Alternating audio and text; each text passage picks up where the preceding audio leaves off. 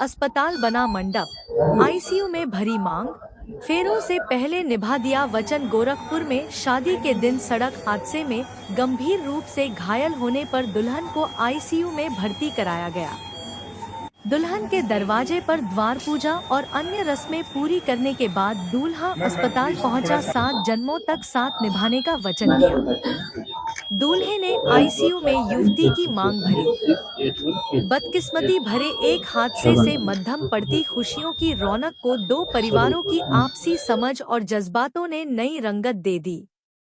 शादी के दिन हादसे में गंभीर रूप से घायल होने के बाद आईसीयू में पड़ी दुल्हन की मांग भावनाओं के सिंदूर से सजाकर दूल्हे ने एक नई मिसाल पेश की।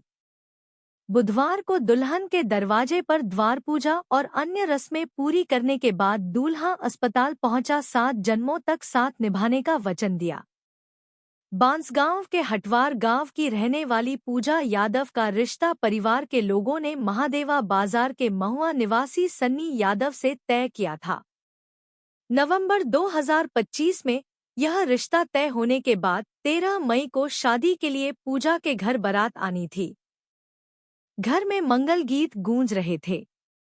नई जिंदगी के सपने संजोए पूजा एलएलबी अंतिम सेमेस्टर की अपनी परीक्षा देने भाई के साथ खलीलाबाद स्थित कॉलेज के लिए निकली तो परिवार की महिलाओं ने हंसी ठिठोली करते हुए बलाएं उतारी थी। बदकिस्मती भरे एक हादसे से मद्धम पड़ती खुशियों की रौनक को दो परिवारों की आपसी समझ और जज्बातों ने नई रंगत दे दी। शादी के दिन हादसे में गंभीर रूप से घायल होने के बाद आईसीयू में पड़ी दुल्हन की मांग भावनाओं के सिंदूर से सजाकर दूल्हे ने एक नई मिसाल पेश की। शाम को सन्नी यादव बारात लेकर हटवार गांव पहुंचे। वहां द्वार पूजा और अन्य प्रारंभिक रस्में पूरी की गईं।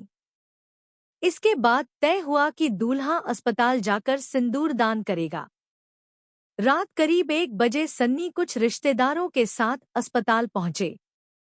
सन्नी ने आईसीयू में ही पूजा की मांग भरी। हालात से उपजे इस नज़ारे ने वहां मौजूद लोगों, दोनों परिवारों के साथ ही अस्पताल के कर्मचारियों को भी भावुक कर दिया और छलकती आंखों से दूल्हा दुल्हन के लिए दुआएं बरसती दिखीं। सिंदूरदान के बाद सन्नी गांव लौटे और वहां शादी की बाकी रस्में पूरी की गईं। पूरे इलाके में यह शादी चर्चा में रही।